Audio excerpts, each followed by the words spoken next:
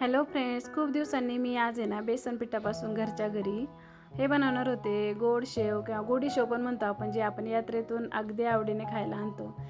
यात्रेची शान म्हणलं ना तरी चालेल. तर तीच आज मी घरच्या घरी बनवत होते. तर परातीमध्ये ना मी बेसन पीठ चाळून घेतलं. त्याच्यामध्ये एक फुलपात्रभर गरम तेलाचं मोहन करून टाकलं आणि मग तो पाण्यामध्ये तो गोळा असा मळून झाकून ठेवला एक 15-20 मिनटं. आणि मग त्याच्यानंतर असं ना या पद्धतीचे असे छोटे छोटे शेंगुळी टाईप असं करून आहे ना सगळे असे व्यवस्थित मी तळून घेतले. आता तसे तर बऱ्याचदा मी हे घरी बनवत असते, पण आज म्हटलं चला रेसिपी पण तुमच्याशी शेअर करते. तर तुमच्या पण लाडक्या लेकाला लाडक्या लेकीला अशी जर गोडी शेव यात्रेतली आवडत असेल ना, तर विकत आणण्यापेक्षा घरच्या घरी तुम्ही बनवू शकता. आणि इथं गुळाचा मी अंदाजे पाक करायला ठेवला. त्याच्यामध्ये लाल कलरचा फूड कलर टाकला आणि मस्तपैकी इथं पाक बनवून तयार झालेला आहे.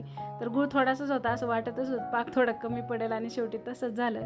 गोडी शेवला थोडासा पाक कमीच पडला, पण तेवढ्यात एक कुटाणा झाला. दुसरा पाक करून मी त्यात टाकणार होते, पण तेवढ्यात झालं असं की माझ्या सार्थक बाळाने पायात खिळा घुसून घेतला होता खेळताना. त्याला मी घेऊन डायरेक्ट हॉस्पिटलमध्ये गेले आणि मग तिथे गेल्यानंतर डॉक्टरने त्याच्या पायाचे जखम वगैरे पाहिली, गोळ्या औषधं दिली आणि मग आता खिळा घुसल्यावर म्हटलं त्यांनी ना त्याला इथं टीटीचं इंजेक्शन दिलं.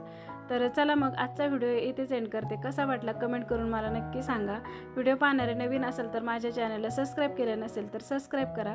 आणि व्हिडिओ कसे वाटतात तुम्हाला माझे, आता नवीनच सुरुवात आहे, कमेंट करून मला नक्की सांगा. चला मग, मला तर इंजेक्शनची भरपूर भीती वाटते, पण बघा याला अजिबात भीती वाटत